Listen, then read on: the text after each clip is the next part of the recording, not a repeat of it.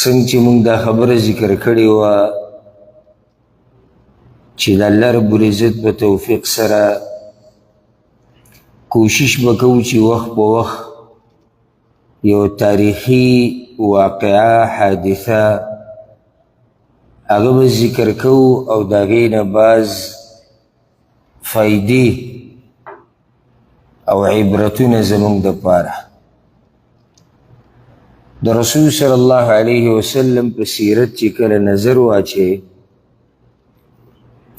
نو د نبوت د میلاوېدو نه بعد دا اولني 14 کاله چې وو په دې کې هغه ډېرې سختې برداشت کړي دي او ډېر تکلیفونه هغه ورته میلاو شوي دي د قریشو د مشرکینو د طرف نه وجه یو د هغې دا م و چې مسلمانان لا کمزوري وو او ابتدایي حالات وو نو ځکه رسول صلی الله علیه وسلم ته او د هغه ملګرو ته ډېر تکلیفونه رسېدلي دي که څوک دغه 14 کاله مکمل په تفصیل سره اورېده غواړي چې څه شوي دي څه نه نو الحمدلله کم تفصیلي سیرت چې ما د رسول صلی الله علیه وسلم بیان کړی دی نو په هغې کې د مکي دور ښه وضاحت شوی دی په دغه مکي دور کې د رسول صلی الله علیه وسلم ملګرتیا د الله رب العزت نه بعد هغه مؤمنانو مسلمانانو کړي وه چې کوم صحابه کرام بعض هغه خپلوان چې هغوی په کفر باندې وو خو بیا هم د رسول صلی الله علیه وسلم ملګرتیا کړې ده یو په هغوی کې د رسول صلی الله علیه وسلم تره ابو طالب و ابو طالب ډېره لویه ملګرتیا د دې خپل ورواره کړې او د مرګه پورې د اخري ساه وتو پورې هغه د خپل ورواره سره ولاړ سره دی چې دین یې ورله نه دی منلی خو بیا ورسره م ولاړو ملګرتیا یې کوله موږ به په دې مختصر وخت کې د ابو طالب د مرګ واقعه ذکر کو چې په څه طریقې سره هغه د دنیا نه تللی دی او هغه اخرنۍ خبره څه کړې وه او زموږ دپاره پکې څه درس دی او څه عبرت دی ابو طالب تاسو ټول به یې پیژنئ او د وړوکوالي نه چې موږ ته کوم تاریخ د اسلام او سیرت بیان شوی دی نو دا د ابو طالب تذکره پکې شوې ده هغه موږ په سکولونو کې په مدرسو کې د مور پلار نه اورېدلي ابو طالب د رسول صلی الله علیه وسلم خپل تره دی او دی کنیت دی ابو طالب او خپل نوم دی عبد مناف د رسول صلی الله علیه وسلم نه 15 کاله مخکې دی پیدا شوی 15 کاله مخکې دی د رسول صلی الله علیه وسلم نه پیدا شوی د عبدالله چې د رسول صلی الله علیه وسلم پلار و والدو دی د هغه خپل رور دی خپل رور دی شقیق مور او پلار کې ورسره شریک دی او ځکه کله چې عبدالمطلب د رسول صلی الله علیه وسلم نیکه هغه وفات کېدو نو هغه وصیت دته کړی و چې د دې هلک به خیال ساتي وجه دا و چې د رسول صلی الله علیه وسلم والد هغه وفات شوی و چې رسول صلی الله علیه وسلم پیدا شو او بیا والده هغه هم تقریبا د رسول صلی الله علیه وسلم 6 کاله عمر و چې هغه دنیا نه تللی نو دې نیکه به ساتو دې نیکه بیا مرګ ته نږدې وصیت ابو طالب ته کړی د خپل زوی ته چې ته به زما د دې نوسي خیال ساتي او هغه له سم خیال وساتو او د پلار په دې وصیت باندې هغه پوره عمل کړی د هغه مرګه پورې تر دې چې د هغه یوه مشهوره خبره وه په شعر کې کړې وه والله لن یصلوا الیک بجمعهم حتی اوسد فی التراب دفینا دې ورواره ته یې وویل زما دې په الله قسمي دا قریش یو هم تا ته نشي را رسېدی تاله نقصان نشي درکولی تر دې چې زه خاورو ته ډډه ولګو. یعنې دا هغه مرګه پورې به زه لګیم ستا دفاع به کوم او تا سره به ولاړم. اگر که دا دین درواره دا هغه منلی نه دی او دا د هغه بدبختي وه. الغرض مقصد د خبرې دا دی چې ابو طالب په هغه کسانو کې و چې د رسول صلی الله علیه وسلم یې ډېره دفاع کړې وه، ډېره لویه دفاع. او د قریشو د مشران چې کوم دوی به د دې ابو طالب د لاسه رسول صلی الله علیه وسلم ته څه نشي ویلی. دا الله یو ذریعه ګرځولې وه د خپل پیغمبر د ساتلو لپاره. وجه دا و چې ابو طالب د عمر نه مشر و،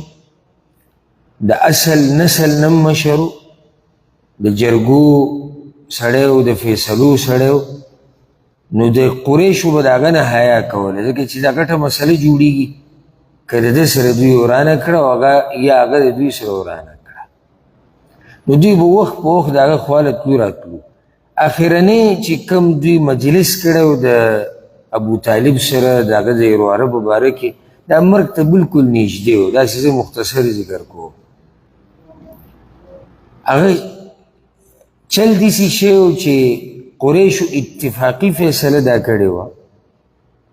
چې د رسول صلی الله علیه وسلم چې کوم خاندان دی بنو هاشم او دغه شان بنو المطلب، موږ به داسې کار وکړو چې د دوی سره به بایکاټ وکړو.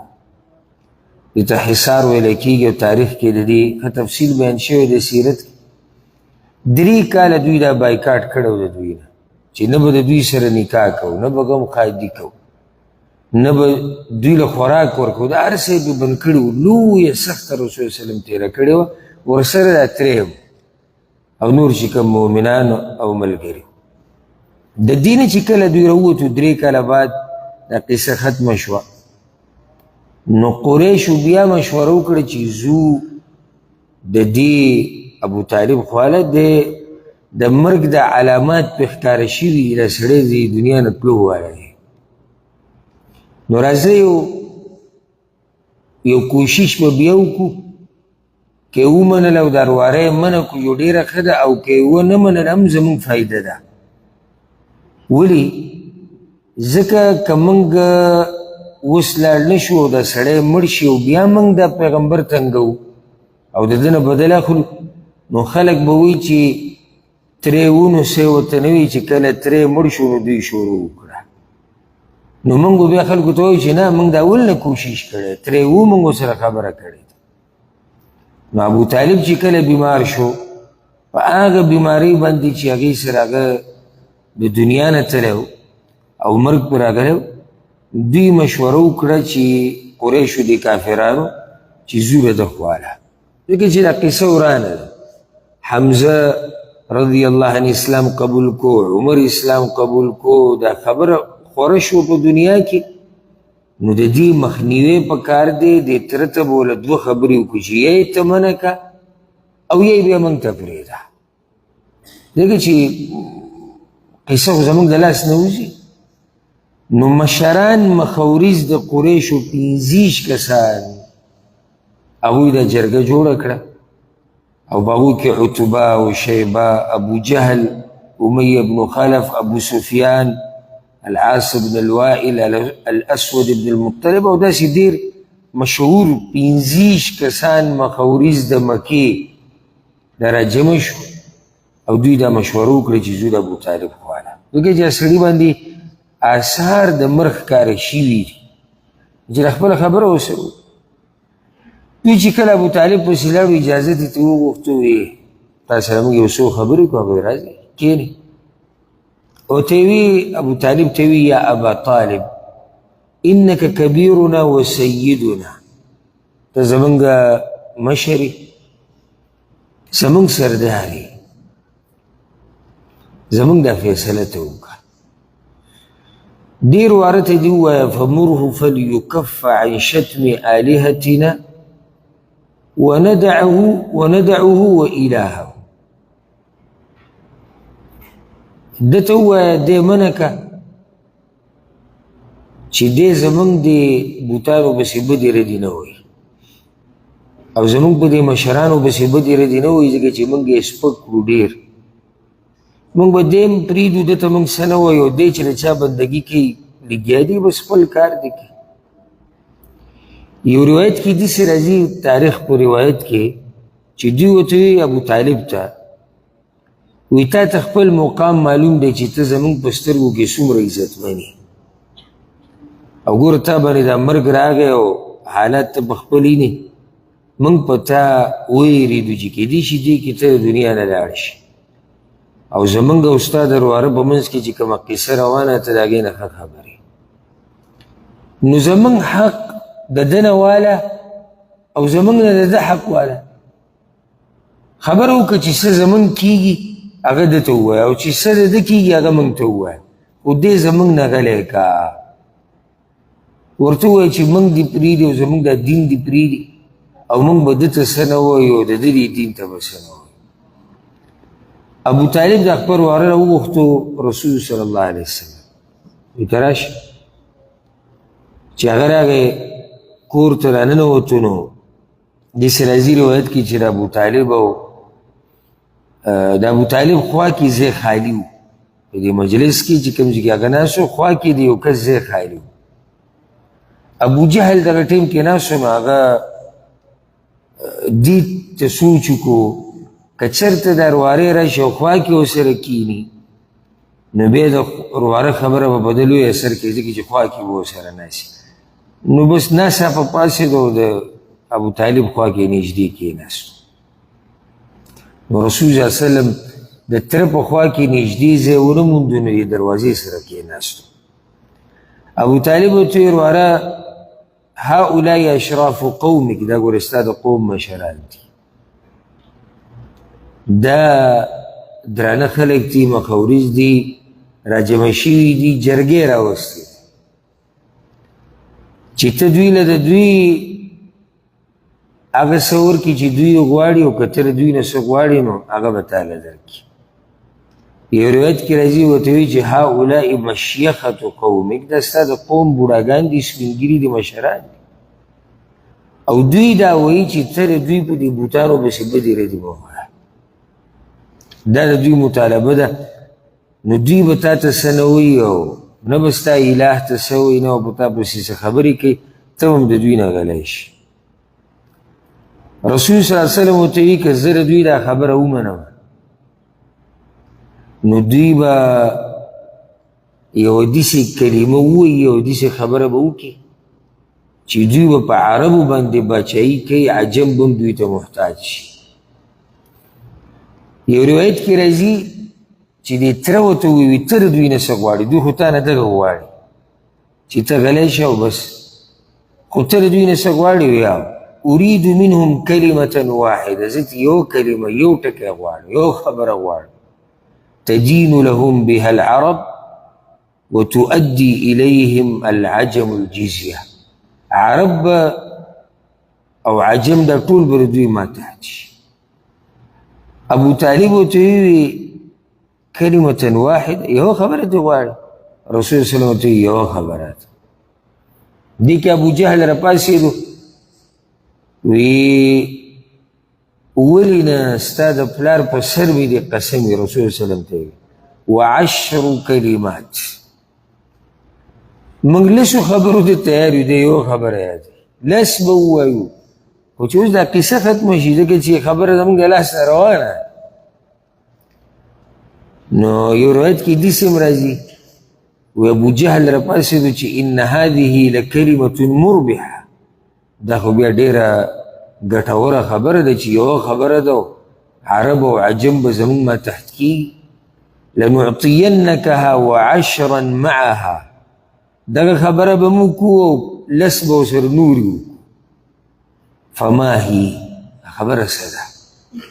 هغه ورته وایي رسول وسلم ورته وایي تقولون لا اله الا الله صرف لا اله الا الله به وایي وتخلعون ما تعبدون من دونه او دا الله نه علاوه چې د چا بندګي کوئ دا به پرېږدئ لا اله الا الله ګوره دا خبره یاده کړئ لا اله الا الله صرف ویل نه دي لا اله الا الله به وایي او د غیر الله چې کومه بندګي دوی کوي هغه به پرېږدي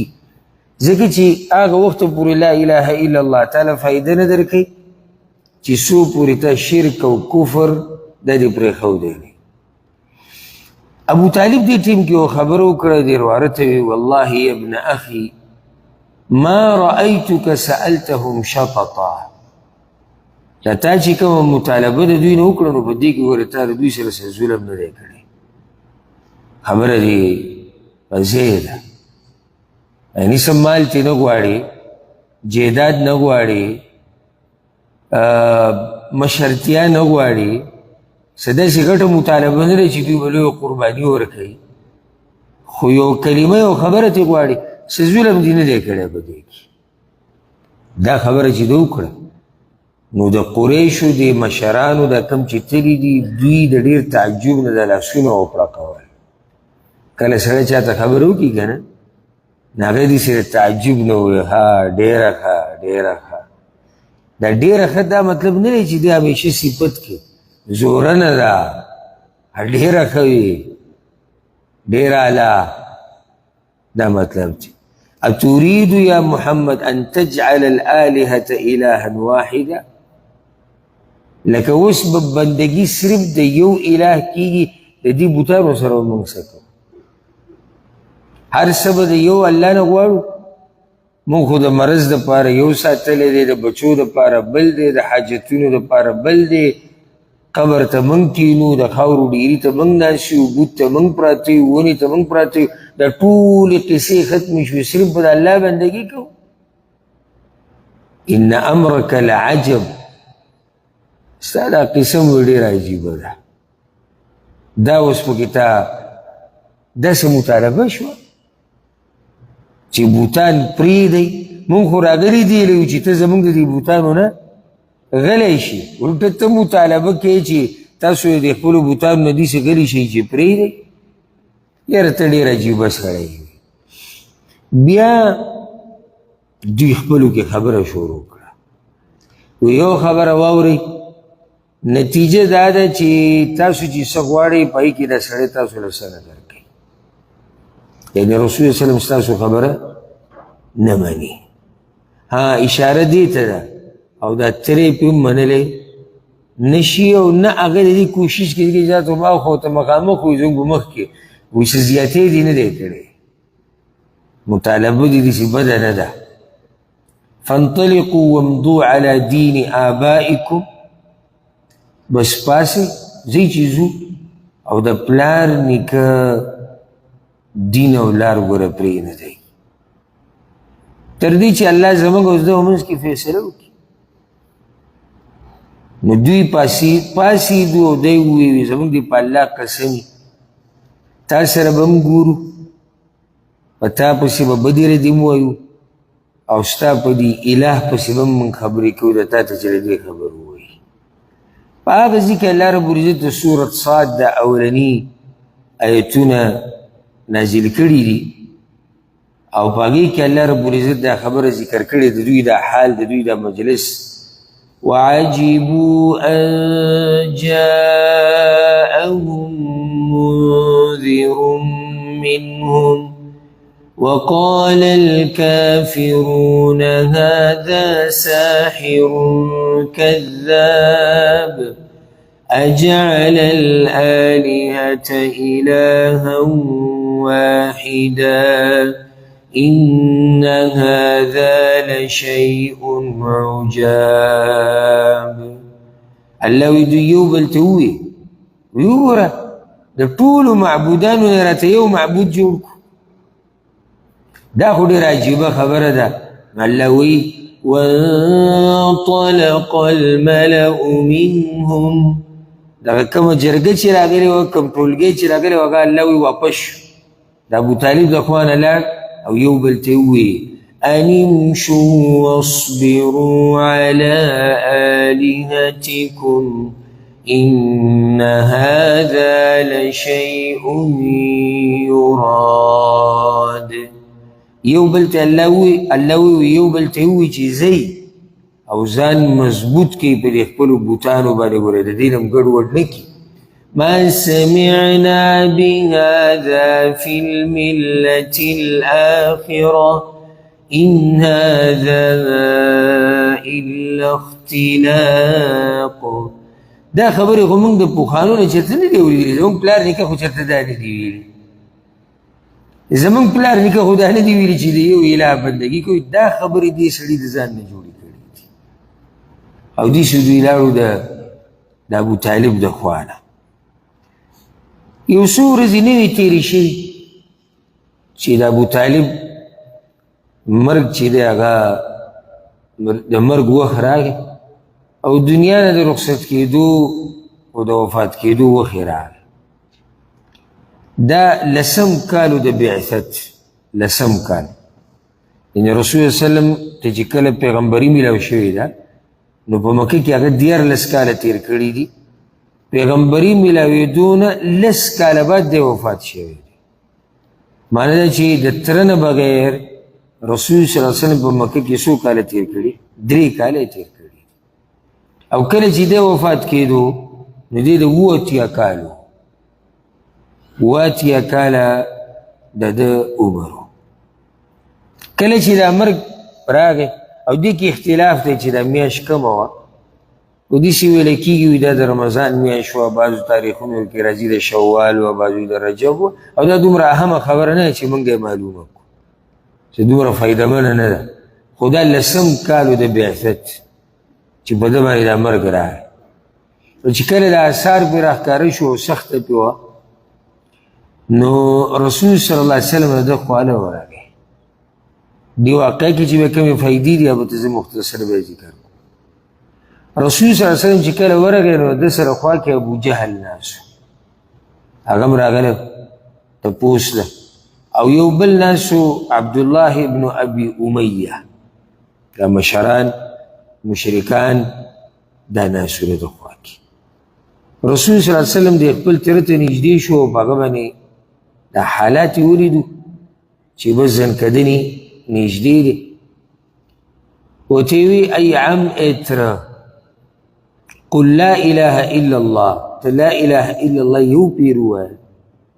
کلمة احاج لك بها عند الله. که دا کلمه ته ووایي دا خبره دې وکړه نو د الله په در کې د قیامت په ورځ به زه ستا دپاره خبره وکړم،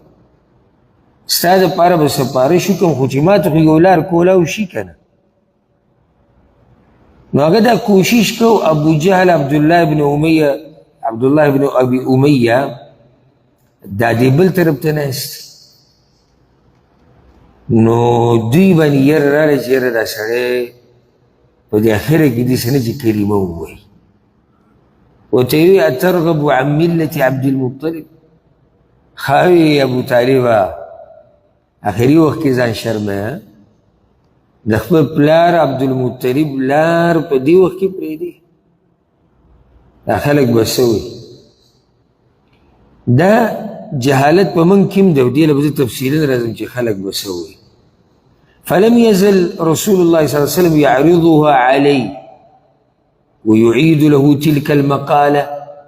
رسول الله صلی الله علیه وسلم بار بار دا خبره درته کوي تره کلمه ووایه، قیامت په ورځ به درله زه د الله په مخ کې خبره وکړم. حتی قال ابو طالب، ابو طالب اخرنی خبره دا وکړه دنیا نه چې تو اخرنی خبره هغه دا وکړه. یو طرف ته کوشش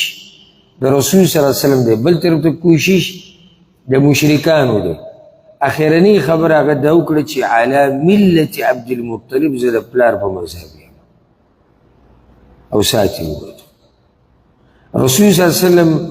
د هغه سره ډېره مینه او ډېر محبت و. نو دی ووایي چې والله لاستغفرن لك ما لم انه عنه، زما دې په الله قسم چې زه به ستا دپاره د الله نه بخښنه غواړم چې څو پورې الله منع کړی نه یم. دا حدیث امام بخاري راوړی، امام مسلم راوړی او په نورو کتابونو کې هم شته. ابو طالب د اخرنی خبره دا وکړه چې زه د چا په دین یم؟ زه خپل پلار په دین یم. حالانکې ده ته پته و چې زما دا ورواره په حق دی او ځکه د دې یو مشهور شعر دی وی لقد علمت بأن دين محمد من خير أديان البرية دينا. وی دا ما ته پته ده چې د دې محمد صلی الله علیه وسلم سره چې کوم دین دی کنه دا په دې ټولو دینونو کې حق دین دی دا لاره بالکل صحیح لاره ده نو بیا ته ولې نه مني وی لولا الملامة او حذار مسبة لوجدتني سمحا بذاك مبینا که چرته د خلکو د ملامتیا دا یره نه وي او د خلکو دا خبرې نه وي نو ما به دا دین قبول کړی وی زه به په دغه لار روان وی ټوله لویه فایده ولنۍ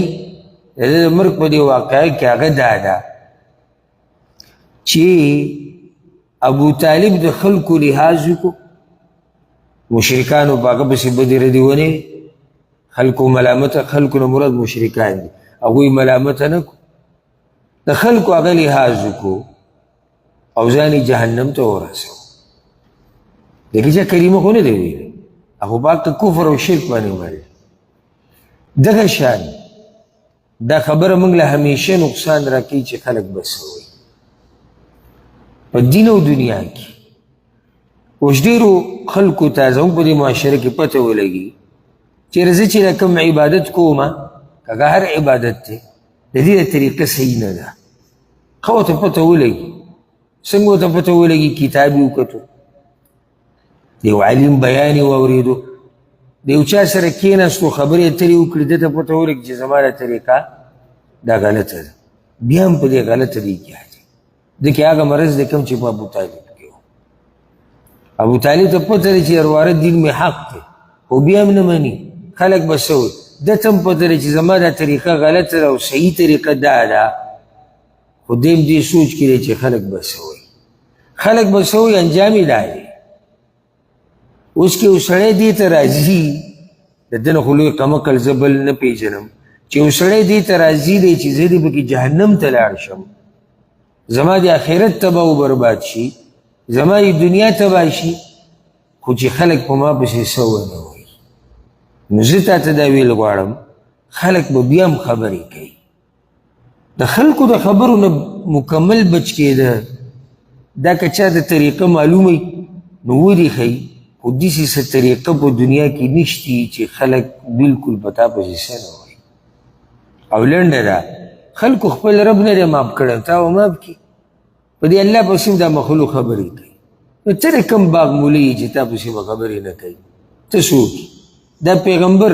ولې د ټولو خلکو منلی او دې ټولو په ده پسې خبرې نه دي کړي نه اوسه پورې د هغه دشمنان لګیا دي په پسې خبرې کوي نو که تا پسې دوه درې کسان خبرې وکړي نو څه چلو شو او نه دومره مشهور او نه دا چې داسې یو ګټه عهده در سره ده که ګټه عهده دي مو یو مشهور وي د خلکو یو څو خبرې ته هېڅ نقصان نه کوي او حدیث کې راځي رسول الله وسلم وایي چې څوک راولګي خپل رب راضي کړي او خلک خفه کړي نو الله به تیم راضي شي او دا خلک به تیم راضي شي او چې څوک راولګي دا خلک راضي کړي او خپل رب ناراضه کړي الله به تیم ناراضه شي او دا خلک به تیم ناراضه شي سوال دا دی چې خلک ته ولې ناراضه کېږي ده خو د خلکو د راضي کولو کوشش کړی وجه دا ده چې د دې بندګانو دا زړونه د الله رب العزت په لاس کې دي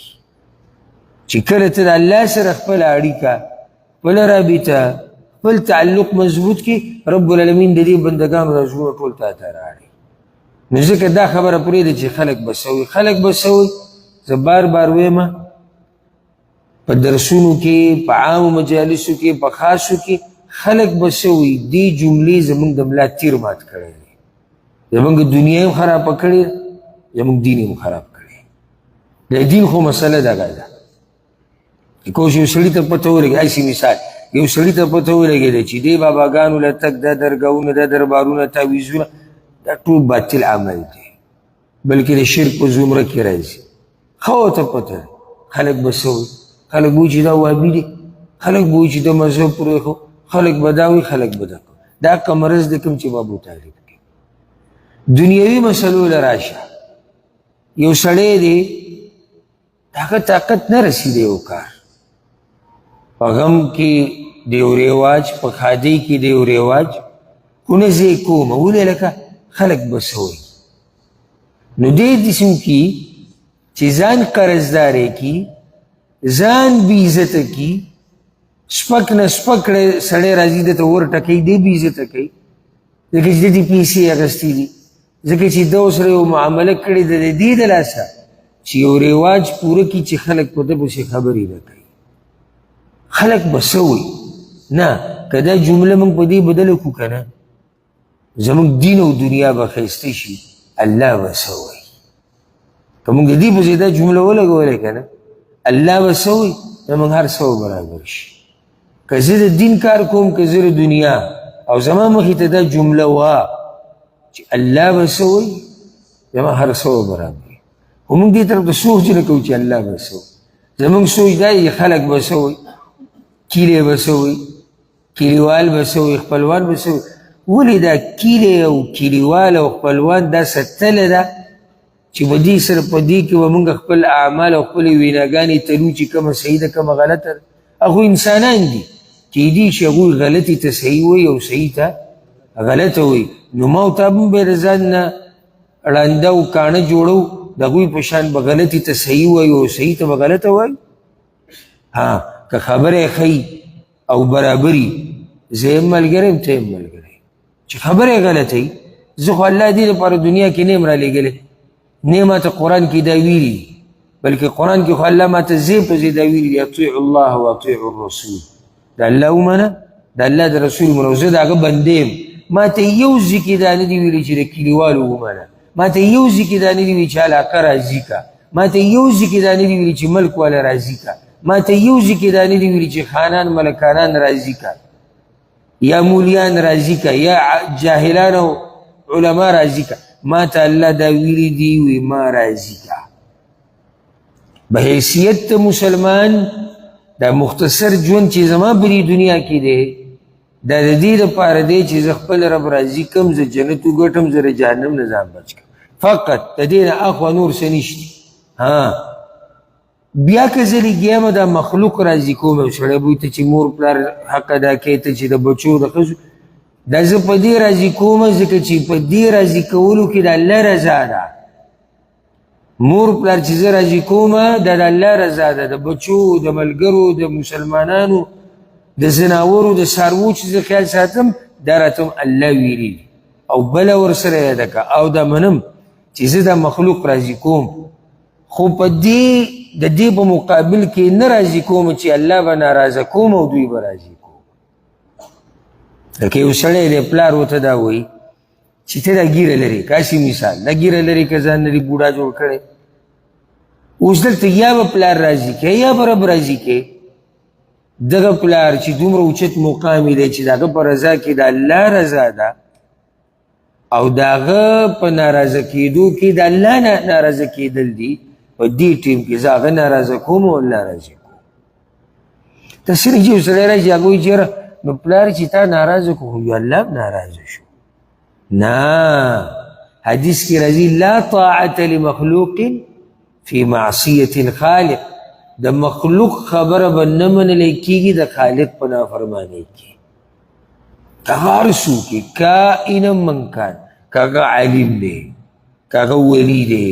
که هغه پلار دی که مور دی که هغه ښځه دی که هغه بچي دي که قام دی که نسب دی چې دوی تا ته داسې څه ښیي چې په هغې سره الله ناراضه کېږي ته به د دوی خبره نه منې یعنې انجام د ابوطالب واوره او ویې هغه قوم راضي کو که نه ناراضه یې کو قوم یې راضي کو مشران یې راضي کړل د مشرکانو د ملامتیانې ځان وساتو انجام جهنم شو والعیاذ بالله نو یوه لویه فایده اخو د دې قصې نه دا راووته رسول صلی الله علیه وسلم وی زما دې په الله قسم وي چې زه به ستا دپاره بخښنه غواړم الله آیتونه راولېږل ما كان للنبي والذين آمنوا أن يستغفروا للمشركين نبی له ندی مناسب مؤمنانو لره ندی مناسب چې دوی مشرکانو له بخښنه وغواړي ولو كانوا أولي قربى اگر که هغه دوی خپلواني نو الله منع کړو په بل ځای کې ورته الله دا وایي انک لا تهدي من احببت ای پیغمبره ته هغه چاته هدایت نشي کولی چې ستا ورسره محبت دی ولکن الله یهدي من یشاء دا کار د الله دی چې چاته هدایت کوي چاته نه کوي و دې کې دوه مسلې نورې یوه هدایت که په دې معنی سره شي که نه چې یو چاته لار ښوه نو دا زموږ په لاس کې شتي لکه زه اوس تاسو ته ناست یم که نه تاسو ته یو لار ښیم چې لار د تګ د الله د راضي کولو هغه دا ده هدایت په معنی د دې چې دې لارې ته زه تاسو راواړوم دا صرف د یو الله په لاس کې ده لکه ته یو سړي ته نصیحت کوي چې مونځ کوه دا هدایت دی که نه ته ورته لار ښې خو دا سړی ته دې مانځه ته راړولی شي نشي راړولی دا کار د الله دی دې ځکه الله پیغمبر ته وویل پیغمبره دغه هدایت ستا په لاس کې نشتی او نه په دې پورې تړلی دی چې ته د چا سره محبت کوي جو هدایت وله ورکوه که چېرته دا هدایت ته پیغمبر په لاس کې وی نو د خپل تره له به دا هدایت ورکړو چې دی د جهنم نه بچ شي او ځکه حدیث کې راځي ان قلوب بني آدم كلها بين اصبعين من اصابع الرحمن یا بین اصبعین من اصابع الرحمن د آدم د بچو دا ټول زړونه نه د الله د دوه ګوتو په منځ کې دي كقلب واحد لکه یو زړه یصرفه حیث شاء کم طرف ته چې الله اړی هغه طرف ته اړی نو ځکه همیشه دا سوال کوه چې یا الله زما دا زړه په دې دین باندې مضبوط وساتي او رسول صلی الله علیه وسلم دعا غوښته یا مقلب القلوب ثبت قلبي على دينك او همیشه دا سوال کوه یا الله زما خیره خاتمه په ایمان کې چې رسول ټول دغه په لاس کې او دې مه دوکه کېږي چې زه اوس مونځ کوم دا خو ته اوس کې سحر لستا څه حال دی د الله ته پته زه اوس دیندار یم ته به د زنکدن په وخت کې دیندار یې که نه به د الله ته پته ځکه هر وخت د الله نه ده غوښتنه کوه یا الله ما په دې نیغه لار او په دې دین باندې او په دې اسلام باندې د مرګه پورې قایم ساته ما له په داسې وخت کې مرګ راوله چې یا الله وایه ته زما نه راځي دا د نیکانو خلکو طریقه ده او دا د هغوی هغه سوچ او غم او درد و چې موږ له به مرګ ګوره څنګه راځي یوسف علیه السلام دعا غوښتلې وه د الله نه ډېرې دعاګانې وې سورت یوسف کې شتي یو پکې دا وه توفني مسلما یا الله ما له مرګ په داسې حال کې راوله چې زه مسلمان یم ولې ځکه چې انسان ویلي رسول صلی الله علیه وسلم وایي دا زړونه ټول د الله د دوه ګوتو په منځ کې دي کم طرف ته اړې یاره که الله دې ګمراهۍ طرف ته راواړو که نه او دې ټوله دنیا راجمه شي تا ته څوک نیغه لار نه شي کوی سره د پیغمبر صلی الله علیه وسلم سړی وایي تا پکې سره د پیغمبر ولي نو دلته دا قصه ته نه اورې هغه د تره دپاره هدایت نه غوښتو هدایت غوښتو که ګمراهي هدایت وله غوښتو خو چې الله د هغه په نصیب هدایت نه ولیکلی دې پیغمبر وله هدایت نه شو ورکولی او چې الله دله زړه راواړی که نه دې هدایت ته او دې نیغې لارې ته او دا ټوله دنیا راجمع شي که نه تا کږې لارې ته نشي اړولی نو یو خو دې دا فایده راووته ورسره دا فایده موږ پښتنو کې زموږ معاشره کې یو خبره چلیږي چې هغه غلطه ده او هغه ده یو سړی دی دیندار دی او بچی بېدینه دی یا یو کس دیندار دی او مور پلار یې بېدینه دي مشران بېدینه دي موږ د دې یو په ګناه کې دا بل رانیسو او ده ته وګوره او د ده دیندارۍ ته وګوره او زوی ته وګوره ده ته وګوره او د ده قیسو ته وګوره او پلار ته وګوره ګوره دی موږ هله ملامته کولی شو چې کله ده د بچو ته د مشر ته د کشر ته نصیحت نه یې کړی خو چې ده ورته نصیحت کړی نو موږ دی نشو ملامته کولی ګینې دې ځکه بیا پیغمبر هم ملامته کوي چې وګوره دی د پیغمبرۍ خبرې کوي او ترې مشرک و نو دا خبره پرېږدي چې ده ته وګوره د ګیرې ته وګوره د مانځه ته وګوره د دیندارۍ ته وګوره زوی داسې دی کم پلار په دنیا کې داسې دی چې دا غواړي چې زما زوی په غلطه روان وي؟ یو دا نه غواړي. نو ده به ورته نصیحت کړی، ده به کوشش کړی، ده به محنت کړی، خو چې د هغه په نصیب کې هدایت نشته. نو د ده سره خو دا هدایت نشته چې دا بچی راوچت کړي د ګمراهۍ نه او نیغې لارې ته راواړي. ابراهیم علیه السلام پلار مشرک نو، مشرک و، په شرک باندې مړ. اوس به سړی دا وایي چې ابراهیم علیه السلام خو د توحید دعوې او دعوتونه به کول او پلار یې داسې، هغه خپل کوشش کړی. نوح علیه السلام پیغمبر دی او زوی او یو ښځه هغه مشرکان. لوط علیه السلام پیغمبر دی، ښځه مشرکه وه. نو دې ځای کې که چېرته دا قاعده او قانون موږ تطبیق کړو چې کم سړی دیندار او د ده په خاندان کې څوک کوم بېدینه نو دی ملامته دی، نو دلته به والعیاذ بالله بیا رسول سلم هم ملامته کوي چې وګوره روارۍ د پیغمبرۍ دعوه کوي او ترې څه دی او ترې مشرک دی. دا خبره هغه صحیح عقل نه مني. پرېږدله چې تا دین اورېدلی هم نه وي، عقل یې نه مني. څنګه چې یاره کوم پلار دا غواړي چې زما زوی نه شهید شي؟ څوک دا غواړي؟ زه چا کافر هم نه غواړي زما زوی دی زیناکاري، زما زوی دی بد اخلاقي، زما زوی دی جنګ ببري. دا یو مور پلار هم نه غواړي، یو مور پلار. خو کله داسې وشي چې دا مور پلار ډېر کوشش وکړي خو په نصیب د دغه کشر هدایت نه وي، نو په دې کې به ته مور پلار نه ملامته کوې. ها ما تاسو ته ووایي چې په یو حال کې ته ملامته کولی شي چې کله دوی ځان غلی کړی خئیني چې زمونږ دا کشر زمونږ دا مشر غلطه روان دی او دی ورته غږ نه کوي. بله فایده په دې واقعه کې لوی محبت د خپلوانو سره او د ملګرو سره هغه دا دی چې موږ د الله په توفیق سره دوی د جهنم د اور نه بچو. لوی محبت دا دی.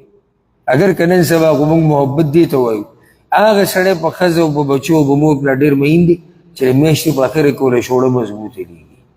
داسې شي محبت دی. دا محبت خو کافر هم د خپل بچي سره کوي. کافر پرېږده، دا محبت که ته صرف دې ته محبت وې، دا ځناور هم د خپل بچي سره کوي. ولې ځناور خپل بچي له رزق نه راوړي؟ نو که موږ صرف محبت دې ته ووایو نو په موږ کې او په ځناور کې څه فرق دی؟ زما او ستا هم صرف دا منډه ده چې بچي له او ښځې له رزق راوړم. د ځناور هم دا منډه ده چې سهار راپاسي چې زه دې بچو له رزق راوړم. فرق څه پاتې شو؟ دا د محبت یو برخه ده. اصل محبت هغه دا دی چې ته دا کوشش وکړي چې ستا دا خپل، ستا دا کشر، ستا دا مشر، ستا دا ښځه، ستا دا ملګری، ستا دا انډیوال دی د جهنم د عذاب نه بچ شي چې هغه دلته رسول وسلم کړی دا چې د سا وتو پورې دی تره ته لګیا دی لګیا دی لګیا دی چې تره ته کلمه ووایه ته کلمه ووایه ته صرف دې دپاره چې دا تره د جهنم د عذاب نه بچ شي. او بیا وروسته صحابه کرامو تپوس کړی رسول وسلم نه، یا رسول الله ده خو به ستا ډېره دفاع کوله، تا ول هم څه پیدا ورکړې ده؟ ویا د رسول صلی الله علیه وسلم د ملګرتیا د برکته او د هغه د دفاع کړې دي د برکته اخرت کې به الله رب العزت د رسول صلی الله علیه وسلم په سفارش سره د ټولو نه کم عذاب ابو طالب له ورکوي. خو عذاب به وي ځکه چې کلمه یې نه ده ویلې، او هغه کم عذاب و او هغه دا د رسول صلی الله علیه وسلم وایي چې ده ته به د اور پیزار په پښو کړی شي او د هغې د لاسه به د دماغ خوټ کېږي او دی به دا ګمان کوي چې جهنم کې ټول نه سخت عذاب زما دی او رسول صلی الله علیه وسلم وایي دغه به د ټولو نه کم عذاب وي. نو خبره مې دا کوله اصل محبت هغه څه دی؟ اصل وفاداري دا ده چې ته کوشش دا وکړي چې ستا دا بچی د آخرت د اور نه بچ شي. لکه څنګه چې زما او ستا دا منډه ده که نه چې زمونږ دا بچی د دنیا د ګرمۍ نه بچ شي او چې دی کرسۍ ته ناست دی انجینري دی ډاکټري دی ګډ سړی او که دی په کرسۍ کې نه ناست او که دی ایسي ته کې نه ناست خو معمولي سخته ده تېره به یې کېږي. زمونږ کې ډېر دا سختې تېروي، ډېر نه تېروي. اکثر زمونږ د معاشرې دا خلک وګوره پښتانه غریبانان دغه سخت کارونه کوي څه تندر راولید خو یو څو کاله دي تېرې کړو خبره لاړه ختمه شوه اوس د خاورو لاندې پراته دي ډېر که چېرته دغه کس چې ته کوشش دا کوې د بچي دپاره چې دی ایسي لاندې کښېني او دا ښه کوشش دی او آخرت ته نه یېري او دی په دې دنیا کې د دنیا د ګرمۍ نه بچ شو نو د آخرت د ګرمۍ سره به څه کوو د جهنم د عذاب سره به څه کوو ځکه الله قرآن کې څه وایي یا ایها الذین آمنوا قوا انفسکم واهلیکم نارا ای ایمان والو ځانونه او خپل اهل و عیال د آخرت د عذاب نه بچ کړئ د آخرت د عذاب نه څنګه بچ کېږي چې موږ هغوی ته دین وښایو تا چې ته اوسه پورې ته چې دې بچي ته ټلیفون کې دا تپوس یې ته کوې چې ته دیندارۍ کې څنګه که نصیب دا تپوس دې کوې چې مزدوري دې کړې ده او که نه او پټي ته تللی وي او که نه وي او کار له تللی وي او که نه وي او سکول له تللی وي که نه وي کله دا تپوس هم کوو چې زویه د دې دین په باره کې سته څنګه مونځ او دس ستا ناسته پاسته ستا اخلاق ستا کردار د دې باره کې چې تپوس کړی د پلار نه د مور نه د ښځې حالات دې معلوم کړي دي چې دوی د الله سره رابطه څنګه ده که دا رابطه ته نه کوې که نه نو ته لوی دشمن یې د دې خپلو بچو د دې خپلې ښځې د خپل مور پلار د خپلو ملګرو سړی به وایي ته ما ته دشمن وایي او ته دشمن یې ته ښه مخامخ یې چې زما دا خپل چې په کومه لار روان دی دغه لار جهنم باندې ختمېږي او بیا ورته هم ته څه نه وایې نو دشمن نور څه ته وایي یو سړی په لار روان دی او مخې ته لار ختمیږي کنده ده کته به غورځېږي او ته ورته غږ نه کوې اشاره ورته نه کوې هارن ورته نه وایې چې وروره مه ځه مخکې کنده ده ته ولیږې ته مړ کېږې نو ته دشمن نه شوې دشمن شوې که چې زما او ستا په مخ کې زمونږ اهل و عیال تباه کېږي د هغوی آخرت تباه کېږي او موږ غلي ناست یو دا موږ د هغوی خیرخوا نه یو دا موږ د هغوی دشمنان یو داسې خیرخواهي لکه څنګه چې رسول صلی الله علیه وسلم د خپل تره سره وکړه او دا دغه خو جواب وګورئ د دې نه بله فایده دا راووته چې څوک د سره ښه وکړي ته به ښه کې ښه رسول الله وسلم خو نور ډېر کړي دي خو دې ځای کې صرف دې واقع کې ګوره یو ښه ده وی کلمه ووایه چې زه د الله سره ستا خبره وکړم دغه وفاداري ده چې تا ما سره ښه کړي دي زه یې در سره م کوم خو ته صرف یو لار خو کولاو که که دویمه چې کله مړ شو هغه نو رسول صلی الله وی زه به بخښنه غواړم تر څو چې زه الله منع کړی نه یم دا هغه ښه دي که نه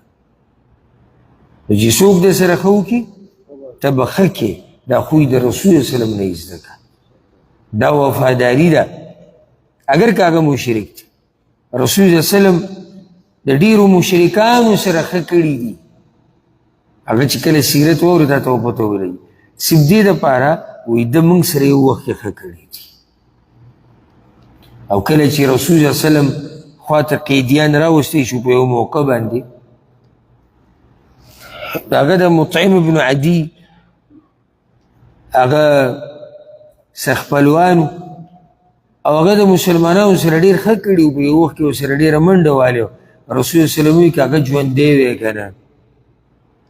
او د دې پلیتو خلکو مبارک یې ما ته سفارش کړی دا ټول ما زادولی لکه چې سړی په موږ دومره ګران ولې ګران و موږ سره یې ښه کړي دي یوه لویه فایده او زه یم چې دې ته را غوږ کولاو کوي د زړه د بد ملګري اثر دا دی چې ابو طالب یې جهنم ته ورسو د بد ملګري اثر دا دی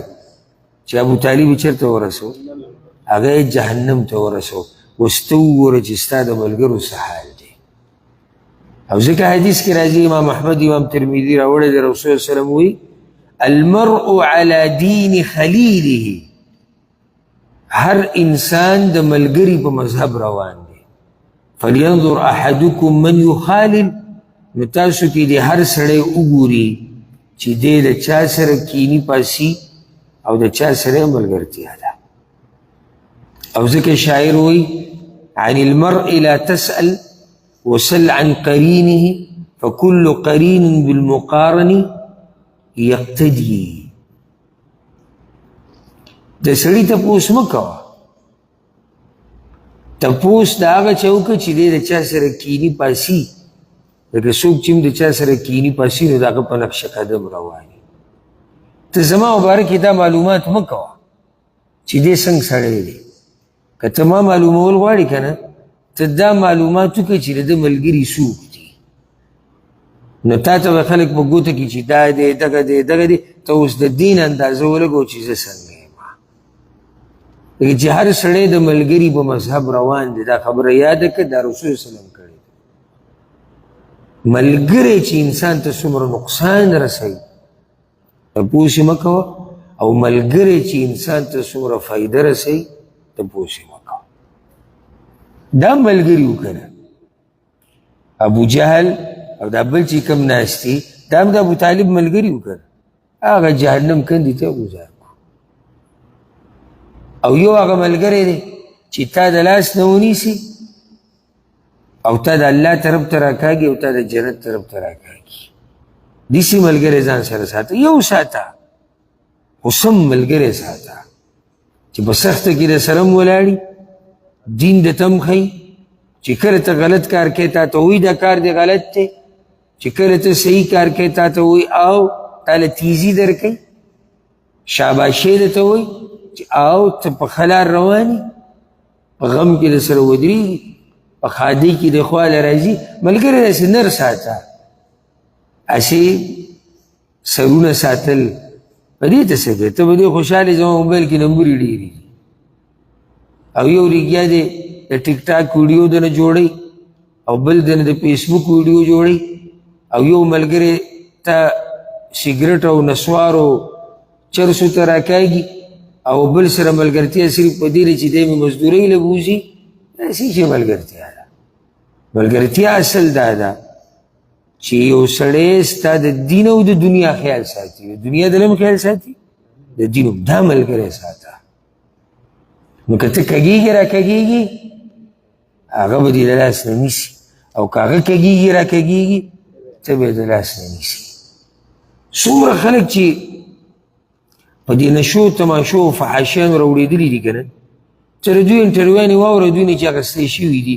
اکثر دوی چې قصه شروع کوي وایي زه به څه کسانو سره کېناستم. د دې ځینه د تباهي بنیاد ایښودی شوی دی. نو ته هم نظر واچوه په خپلو ملګرو، په خپلو انډیوالانو. لکه تاسو ته ما وویلي دې سړي تپوس مه کوه، تپوس د چا وکړه؟ ملګرو. زه له یو مثال درکړم. یو سړی د هغه 5 وخته لمونځ کوي، جومات کې ښه دیندار دی،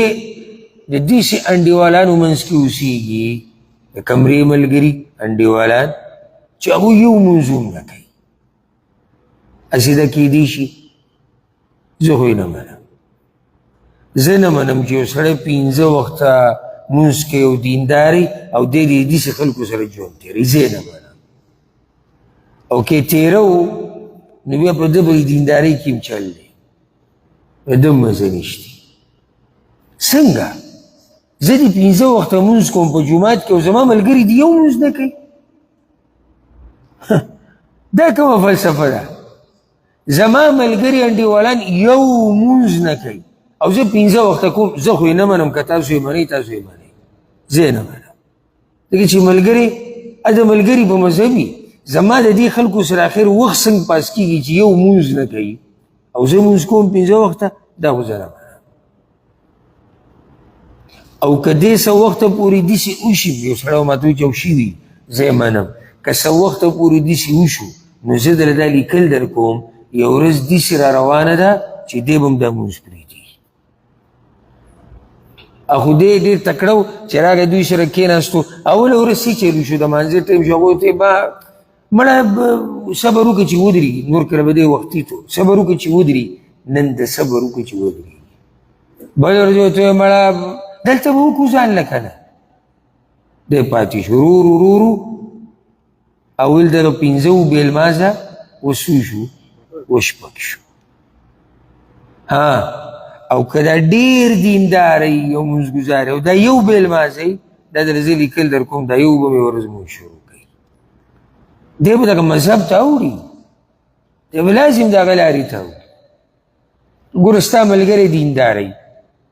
ګیره ده دینداره ده الله نه یېري ته د حیا د لاسه د به مخکې نشه نه کوې که نه داسې نه ده ته د حیا په مخکې د حیا د لاسه د به مخکې کنځلي نه کوې د ده په مخکې فحش فلمونه نه ګورې د ده په مخکې ډمتوب نه کوې د ده په مخکې نور کارونه نه کوې یو ورځ به ته دا بلکل پرېږدې د دې دینداره ملګري د برکته د ده د لاسه به پرېږدې خو چې تا سره لګیایي ته نشه کوې هغه در سره پکې ملګرتیا کوي ته فلم ګورې هغه یې دله راوړي ته ټیک ټاک دپاره ګډې وډې ویډیوګانې جوړه هغه یې دله جوړوي ته به نیغې لارې ته راوړي یا به هغه نیغې لارې ته راوړي نه ته د هغه د تباهي ذریعه ګرځي او هغه ستا د تباهي ذریعه ګرځي نو ملګري ولټوئ چاڼې کوي چې ته چا سره کښېنې پاسې اخرنۍ خبر هغه ده دې کې زموږ دپاره لویه فایده دا راووته د پلار نکاح هغه خبره منل لازم دي په موږ باندې چې هغه د شریعت موافق او چې د شریعت خلافي په موږ یې منل لازم نه دي دې ځای کې ابو طالب د پلار نیکه لار پرېښوده که نه یې د پرېښودي نه یې د پرېښودي لاړ چېرته لاړ جهنم ته بعض وایي د پلار نیکه سره به څه کوم ګوره که پلار نیکه په غلطه وي که نه